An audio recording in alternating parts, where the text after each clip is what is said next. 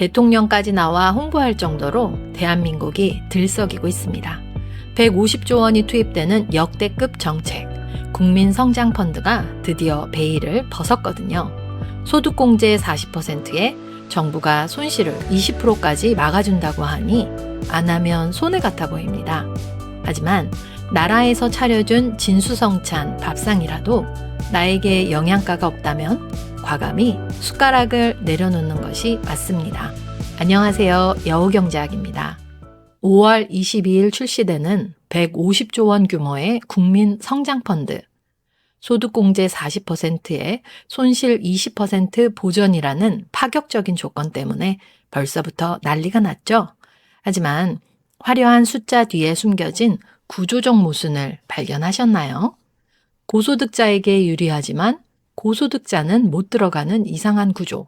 제가 왜 이 로또라 불리는 국민성장펀드를 포기하고 슈퍼 ISA를 기다리는지 제 의견 말씀드릴게요. 오늘 소개할 상품의 공식 명칭은 국민참여형 국민성장펀드예요. 이 펀드는 더 큰 개념의 국민성장펀드라는 정책 안에 속해 있는 상품이에요. 5년간 150조 원을 첨단 산업 전반에 공급하는 국가 정책 전체를 말하고 우리가 직접 가입할 수 있는 상품은 그 안에 6천억 원짜리 국민참여형 국민성장펀드라는 거예요. 헷갈리시죠? 명칭이 중요한 게 아니니 그냥 편하게 다들 부르는 국민성장펀드라고 할게요. 우리나라 1년 예산이 대략 600조 원 수준이거든요. 그 4분의 1에 해당하는 돈을 딱 하나의 펀드에 쏟아붓는 거예요. AI, 반도체, 바이오 등 첨단 산업 분야에 국가가 직접 판을 까는 거죠. 나라에서 밀어준다 하고 손실 보전도 20%나 해주고 세제 혜택까지 빵빵하다 하니 얼른 참여해야 할 것 같지만 반드시 알고 넘어가야 할 핵심 정보와 모르면 청약 경쟁에서 밀려나거나 세제 혜택을 하나도 못 받거나 심하면 나중에 세금을 토해내는 상황이 벌어질 수도 있거든요. 오늘 제가 이 모든 궁금증을 속 시원하게 하나하나 풀어드릴게요. 먼저 이 펀드가 기존 펀드랑 뭐가 다른지 알아야겠죠? 일반 펀드는 수익도 내 것, 손실도 내 것이에요. 근데 이 펀드는 정부가 손실을 앞에서 막아주는 구조거든요. 쉽게 말해서 내가 1,000만 원을 넣었는데 펀드가 20% 손실이 나면 1,000만 원의 20%인 200만 원의 내 손실을 정부가 물어주는 거예요. 단 여기서 손실이 20%를 넘어서는 순간부터 그 초과분은 내 몫이 돼요. 정부가 완충제 역할을 해주는 거지 완벽한 방패가 되는 건 아니에요. 원금이 100% 보장되는 상품은 절대 아니라는 걸 반드시 알고 들어가셔야 해요. 가입 대상은 직업이 있든 없든 퇴직을 하셨든 전업주부든 상관없이 만 19세 이상이면 누구나 기본 가입 대상이에요. 단 예금이자나 배당금 같은 금융소득이 1년에 2천만 원을 넘는 금융소득 종합과세 대상자분들은 전용계좌 가입이 제한돼요. 단순히 지금 금융소득이 2천만 원이 넘냐 안 넘느냐의 문제가 아니고요. 펀드 출시 연도 직전 3년 중에 딱 한 번만이라도 금융소득 종합과세 대상이었던 적이 있으면 전용계좌 가입이 안 되는 거거든요. 단순 국내 이자 배당뿐 아니라 해외 주식을 포함해 금융소득 합산이 2천만 원을 넘겨 신고한 적이 있다면 모두 제한 대상이 돼요. 이제 출시 일정 얘기를 해드릴게요. 금융위원회가 5월 6일에 공식 발표했어요. 5월 22일부터 6월 11일까지 딱 3주간 시중은행 10곳과 증권사 15곳, 총 25개 금융기관에서 선착순으로 판매돼요. 사실상 우리나라 돈이 모이는 메이저 금융사는 다 모였다고 보시면 됩니다. 하지만 여러분이 자주 쓰시는 카카오뱅크나 토스계좌로는 가입이 안 될 수도 있으니 미리 꼭 체크해 두세요. 가입 전 소득 확인 증명서를 미리 준비해 둬야 돼요. 이 서류가 왜 필요하냐면요. 이 펀드는 국가 세제 혜택이 붙는 상품이라서 가입 자격을 검증해야 하거든요. 내 소득이 얼마인지, 서민 우선 배정 대상인지, 금융소득 종합과세 이력이 있는지 이걸 이 서류로 한 번에 확인해야 하는 거예요. 없으면 당일 가입 자체가 안 돼요. 홈택스나 손택스 앱에서 소득 확인 증명서 ISA 가입용으로 검색하고 발급받으시면 됩니다. 전체 판매액의 20%인 1,200억 원이 오직 서민분들을 위해 우선 배정됩니다. 연간 근로소득 5천만 원 이하라면 5월 22일부터 6월 4일까지 2주 동안 남들보다 먼저 이 기회를 잡을 수 있어요. 이 펀드는 선착순 가입이라 1,200억 원의 한도가 소진되면 2주가 지나기 전이라도 바로 문을 닫아요. 가입 첫 주인 5월 22일부터 28일까지는 온라인 쏠림을 막기 위해 온라인 판매량이 50%로 제한됩니다. 확실하게 성공하고 싶다면 수수료를 더 내더라도 첫 주에는 가까운 은행이나 증권사 영업점을 직접 방문하시는 것이 가장 확실한 전략입니다. 많은 분들이 계좌를 여러 개 만들면 더 많이 받을 수 있는 거 아니냐는 질문 정말 많거든요. 운용사가 KB자산, 미래에셋자산, 삼성자산 딱 세 곳으로 나뉘어 있고 각각이 별개의 펀드 상품으로 출시돼요. 그러니까 이론적으로는 세 개 펀드에 각각 따로 청약 신청이 가능할 수 있는 구조예요. 그런데 계좌를 여러 개 만들어도 결국 총 한도는 같아요. 전용 계좌 기준으로 연간 최대 1억 원, 5년간 최대 2억 원이 상한선이에요. 세계 운용사 펀드에 다 청약을 넣더라도 이 한도 안에서만 가능한 거예요. 계좌 수를 늘린다고 해서 한도 자체가 늘어나지는 않아요. 출시 직전 구체적 펀드 설명서가 나오면 세계 운용사 펀드를 꼼꼼히 비교해야 해요. 같은 국민성장 펀드라고 해도 KB, 미래에셋, 삼성이 각각 포트폴리오 구성이나 수수료 구조가 조금씩 다를 수 있거든요. 어디에 비중을 두고 투자하느냐에 따라 수익률 차이가 날 수 있어요. 가입 꿀팁 한 가지 알려드릴게요. 가입은 온라인이 유리합니다. 영업점을 방문하면 연 1.2%의 수수료를 내는데 온라인으로 가입하면 연 1%로 줄어들거든요.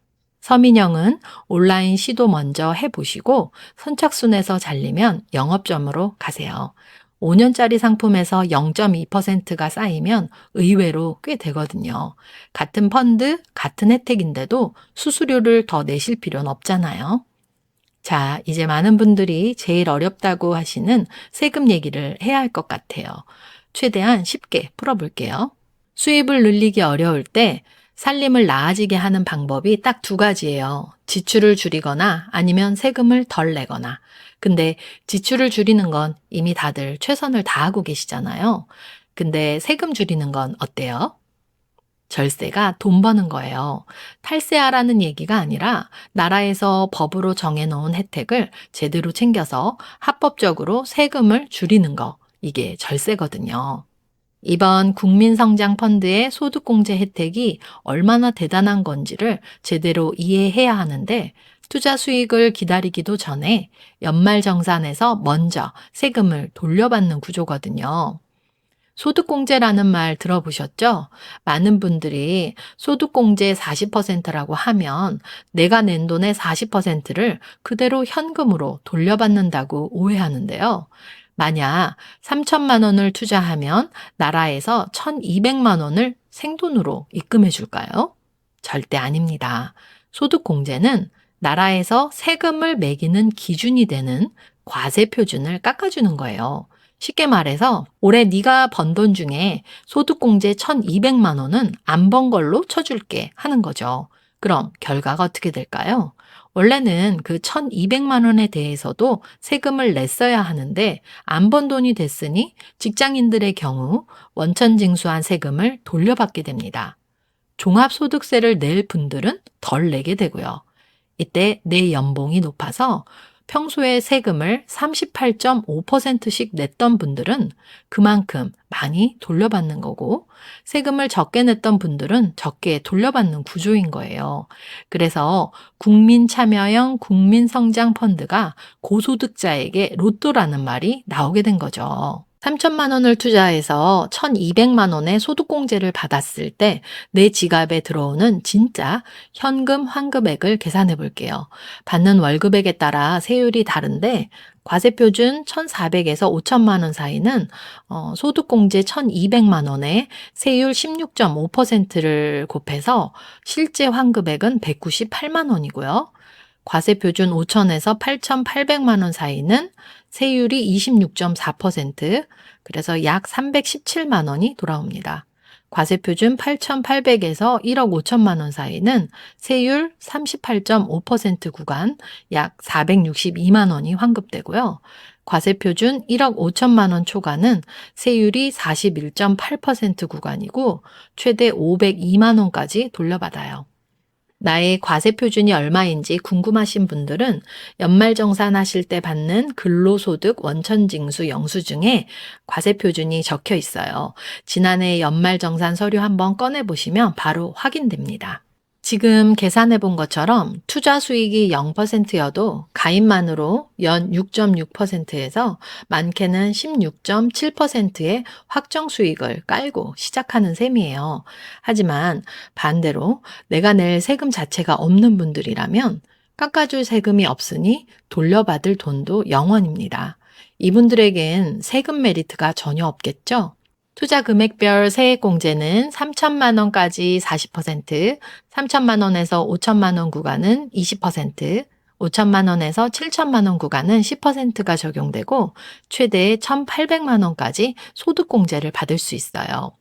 세제 혜택 말고도 배당소득 분리과세라는 메리트가 더 있는데요. 일반 펀드에서 발생한 배당소득은 연 2천만 원 이하면 15.4%의 세율이 부과되고 2천만 원을 초과하면 종합과세 대상이 돼 최고 49.5%의 세율이 붙어요. 근데 국민성장펀드 배당소득은 다른 소득과 합산하지 않고 따로 떼어서 9%만 세금을 매기고 과세를 종결해요.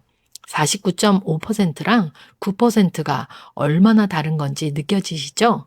배당이 커질수록 이 차이는 더 벌어지거든요. 소득공제를 매년 받을 수 있냐는 질문도 많은데 소득공제는 투자한 그 해 한 번만 받는 거예요. 올해 3천만 원 넣으면 내년 초 연말정산 때 한 번 환급되는 거예요. 그 이후에는 추가 소득공제가 없어요.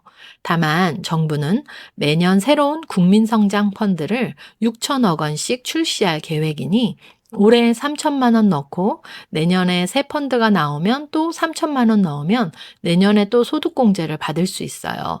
단 각각의 펀드는 따로따로 5년씩 묶이는 거예요. 2026년 펀드는 2031년까지, 2027년 펀드는 2032년까지 각각 따로 묶이는 거예요.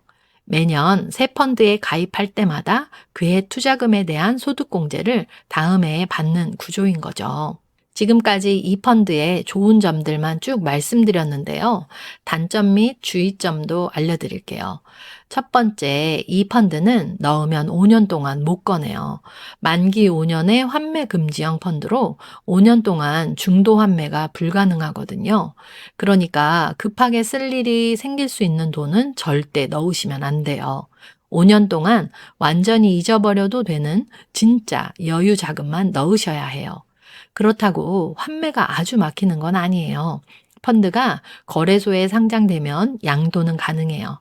다만 유동성이 낮아 거래가 원활하지 않을 수도 있고 거래가 이루어지더라도 기준 가격보다 낮은 가격이 적용될 가능성이 있어요. 주식처럼 원하는 가격에 실시간으로 사고 파는 게 사실상 어렵다는 거예요. 급하게 팔려면 손해를 보고 팔아야 할 수 있다는 걸 꼭 알고 계세요. 두 번째, ISA 계좌로 이 펀드를 사면 소득공제 혜택을 받을 수 없어요. 상장된 펀드를 ISA 계좌로 매수할 경우 소득공제 혜택은 없고 배당소득 분리과세만 적용돼요.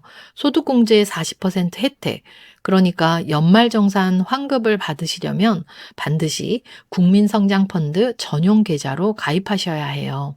이 차이를 모르면 혜택의 절반을 그냥 날리는 거예요. 세 번째는 소득공제 혜택을 받으셨는데 3년 안에 팔아버리면 그 혜택을 다시 토해내야 해요. 3년 의무 투자 기간을 채우지 않고 중도 환매하거나 양도할 경우 이미 적용받은 소득공제 혜택이 추징되어 연말 정산에서 돌려받는 돈을 그대로 다시 뱉어내야 하는 거거든요. 단, 퇴직, 폐업, 상해, 질병 등 불가피한 사유가 생기면 특별 해지 사유 신고서를 제출할 경우 추징 예외로 인정해줘요. 네 번째 주의사항은 수익률은 아무도 보장하지 못해요. 정부가 손실 20%를 막아주고 세제 혜택도 주지만 시장이 크게 흔들리면 그 이상의 손실이 날 수 있다는 걸 절대 잊으시면 안 돼요. 오늘 이렇게 국민성장펀드의 화려한 겉모습과 그 속에 세금 절세 내용까지 계산기 두드려 봤는데요. 마지막으로 제 솔직한 생각을 말씀드릴게요. 이 펀드 구조가 참 묘합니다. 40%라는 파격적인 소득공제 혜택은 세금을 많이 내는 고소득자에게 로또 같은 선물인데 정작 금융소득이 좀 있는 분들은 가입 입구에서 컷을 당합니다. 반대로 정부가 이주나 우선권을 준 서민분들은 깎아줄 세금이 별로 없어서 이 혜택이 남의 나라 이야기처럼 들릴 수 있거든요. 결국 혜택을 볼 수 있는 타겟이 너무 좁다는 게 제 결론입니다. 그래서 전 이번 국민성장펀드는 가입하지 않기로 결정했습니다. 남들이 다 로또라고 할 때 나에게도 정말 로또인지를 판단하는 게 진짜 실력 아닐까요? 저는 이 돈으로 제가 직접 공부하고 판단해서 투자하는 방식을 택하겠습니다. 그리고 조만간 출시될 더 강력한 혜택을 담은 슈퍼 ISA를 기다리며 총알을 아껴둘 생각이에요. 투자의 정답은 없습니다. 하지만 나에게 맞는 정답은 반드시 있습니다. 여러분도 오늘 제 영상을 가이드 삼아 이 펀드가 나에게 정말 이득인지 냉정하게 판단해 보셨으면 좋겠습니다. 여우경제학 영상에 업로드한 모든 자료는 커뮤니티에서 확인할 수 있어요. 오늘 영상이 도움되셨다면 구독과 좋아요 부탁드리고요. 지금까지 여우경제학이었습니다. 감사합니다.